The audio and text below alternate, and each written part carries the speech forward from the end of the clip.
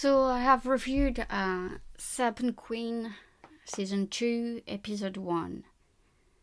I don't even know where to start. So, almost everything in the episode is wrong.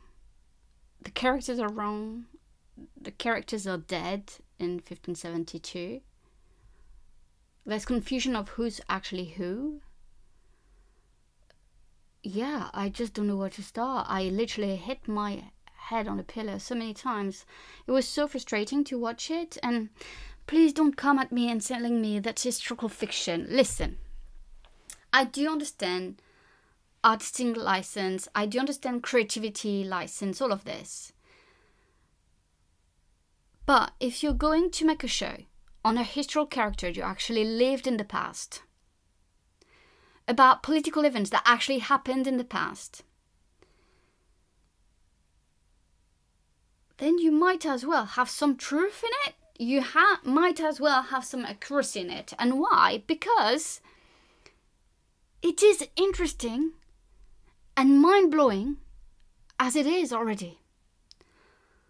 So all the things that went wrong in the first episode, let's break them down. So we start, it's 1572, and you have Catherine going on a grand tour with Charles IX and her children, other children, the princes and princesses. And so here we go completely wrong, where the grand tour actually happened between 1564 and 1566. It happened after the first religious civil war. It was actually a massive political move from Catherine de' Medici. And it actually worked. During that time, it was a time of peace. And she consolidated the monarchy around her son and herself during that time. During that time, she's no longer regent. She's no longer ruling. But it is true that her son said that she would remain his main political advisor. I'm paraphrasing here. Okay. So first it's not 1572, it's in 1564, 1566. Then it says that there's Hercule, who's going to be Francis of Alençon, and Alexandre Edouard, who's going to be the future Henry III. Alexandre Edouard is who they call Anjou in the first episode. Okay, fine. Then we have Marguerite, of course, Marguerite of Valois, the only one that some people will know about. And then they say Elizabeth. Well, in 1564, 1566, Elizabeth is Queen of Spain. She's married to Philip II of Spain, so absolutely not possible.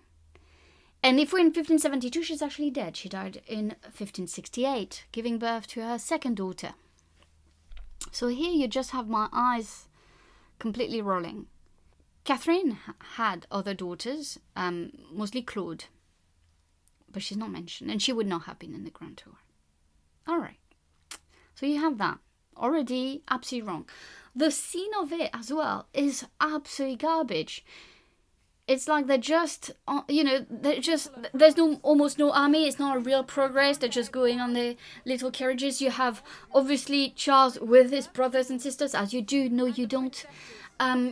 And they're just like going, and then they see the people, they stop at a town and see the random people, the normal people, complete access. They just have a few soldiers to protect them. What on earth is this? What's happening here? Why? Why do we... It's not how it happened. It's not how progress happened. So how did they happen, actually? Well, you were welcomed, right? Because it's the royal family, for crying out loud. It's the king, the queen mother, right? So it's not like just, yeah, hello, hi, we're meeting everyone. No. So actually, how did it happen? You would have pageants, you would have the mayor of the city welcoming you, you would have an army, the army being with you, soldiers and everything, but you would have like some procedures. And I'm sorry to say, but the random people, if they saw the king and queen, they were very lucky and they were really far away from them. So it's more like, the little bourgeoisie. It's like the tradesmen, it's like the guilds and stuff that were, invited to these type of things. They're obviously the nobles as well. There's never like, oh, I want the people to love us. I mean, no. No, they ruled with the classes. And so the top class was aristocrats, and there's the people they wanted their allegiance from, because the people, like, no, it's not how it worked. So there's that. That's one problem. Then you have this first meeting with the council. So here again, we're in 1572. This is ludicrous. You have Louis of Condé. He's not there in 1572. He's not in Paris. He's not the council. Antoine de Bourbon, he's dead. Montmorency, we're going to go to him. And then you have the Guises. But the Guises, they get them wrong. And you're like, what? How hard is it to actually Google who died when? And you're going to say, but it's not really important. It is crucial, because if you don't even understand who the Guises are, you're not going to understand the political ramifications of the 16th century. So here we have Francis of Guise, who was killed in 1562, and it's the origins of everything that's going to happen in France and England for the next 30, 40 years. It's actually his son, Henry de Guise, who's powerful in 1572, or trying to be, rising to the task, being important. So that's absolutely bonkers that they got all of these wrong. So you have not only you have two dead men at the table. Then you have the mothers of Francis of Guise, Antoinette de Bourbon, that could have worked. But actually the woman at the time on the Guise side, who in 1572, who was, meddling with politics, it was not Antoinette de Bourbon. I mean, she was not far off, but it was Anne d'Este, the wife of Francis of Guise, who died in 1562. She was very much advising her son, Henry of Guise. So the whole thing is completely confusing. The whole thing is off. And then it gets worse. You have this massive rivalry between Anjou, so the future Henry III, and Charles IX. In 1572, not really. He's actually Lieutenant General of the country. He won a massive battle at Jarnac in 1569.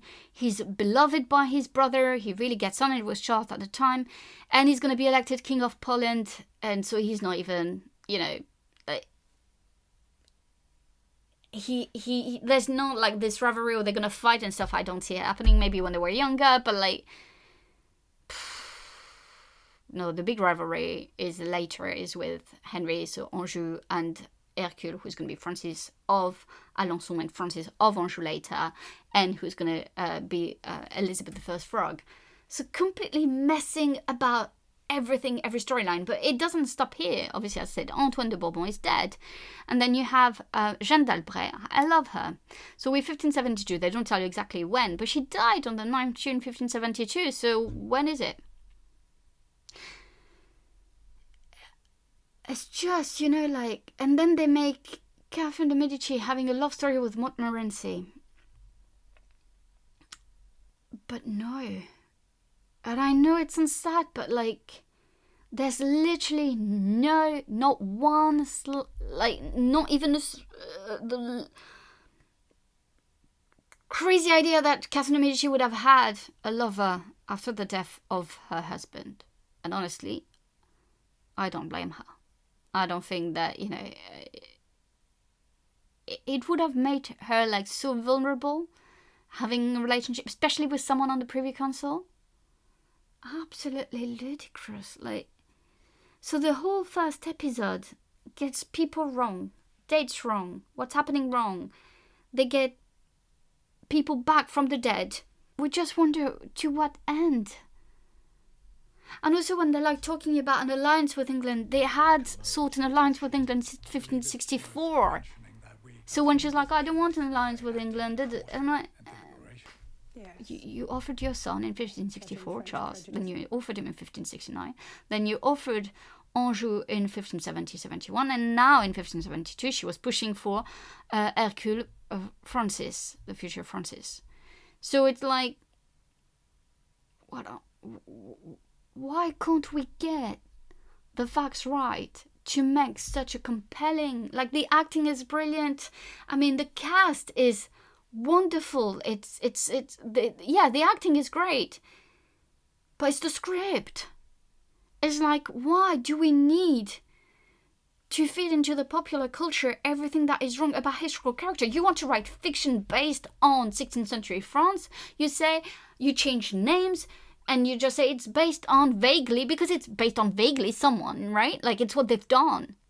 But you don't call them Catherine de' Medici, Francis of Guise, Henry, Charles IX, Montmorency, and then completely change their storyline, change when they're supposed to die, because you miss the entire point of the history.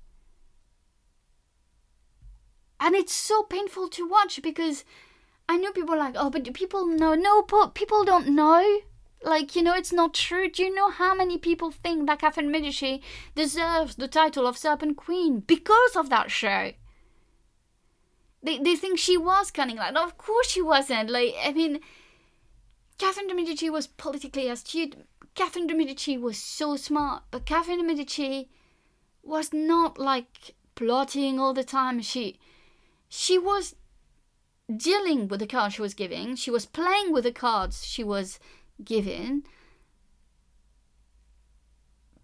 But we have this kind of, the whole show, the whole thing is so wrong. And now I'm not even sure I want to watch episode 2. I mean, I really want to see Minnie Driver as Elizabeth I. What an amazing casting. I mean,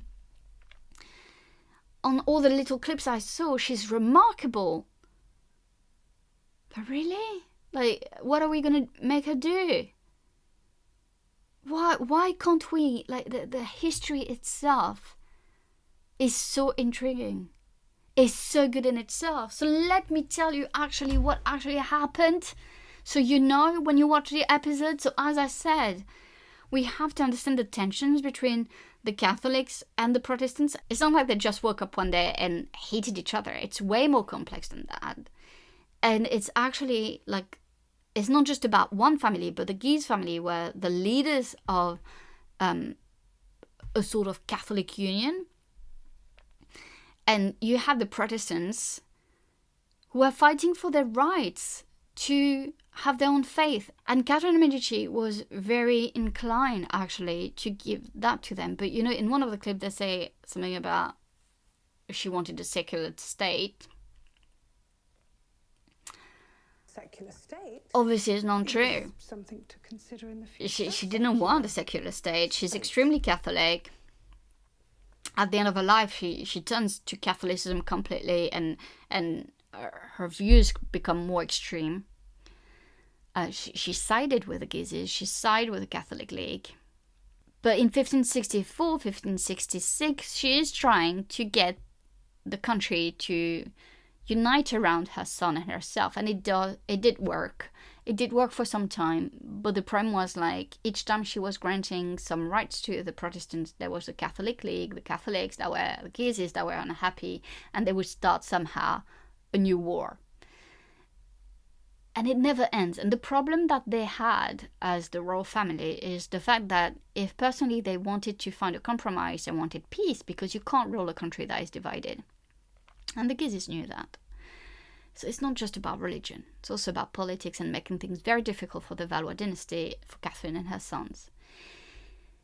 But obviously they're also very Catholic themselves. So, like, you have, especially at the time, like in the late 1560s, you have the rise of who's going to be the future Henry III, so the Duke of Anjou. He became the Lieutenant General of the country, of France.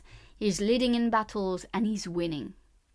And by his side, there is Henry, Duke of Guise, the eldest son of Francis, Duke of Guise, who was assassinated in 1562 by Protestants. So here, those two men are going to participate in war together. And it is important to understand that, because despite this moment where they are working with a common goal, there's going to be lots of divisions and lots of rivalry between these two men later on. That is going to create a massive crisis in France in late 1570s and in 1580s. And I think by just dismissing everything and getting the characters wrong, we just don't understand what's really happening. And having Elizabeth alive in 1572 is a massive mistake that I could have been. I'm talking Elizabeth of Valois, 1572. She was Queen of Spain until 1568, and it's a massive. I mean, it also means like it shows that there was like almost no work on the historical side of the story. So I don't understand. Like, you would think that if you do a historical show, it's because you love that part of history and you want to present it. And yes, you can have creative license and dramatic license and change things, because there are some parts that we don't know. And that's where you should have the creativity. That's where you should create things and have your own take. But if we can just follow, like, at least, like, you know, chronologically what happened, get the people right, the names right, get their date of birth and date of, of death right, what is the point of having it at all? So yes, I guess that's not really a history police. That's me being quite upset at a show that could be so good, so amazing. Like, the production is amazing, the casting is amazing, the acting is amazing. There was everything to make it so good. And yet. Let me know in the comments what you thought, if you watched it, if you're going to watch it. And maybe let's have a debate more, like a bigger debate about the importance of having historical shows that are about fiction at times, but that do respect history. Thank you so much for watching, guys. See you next time. Bye.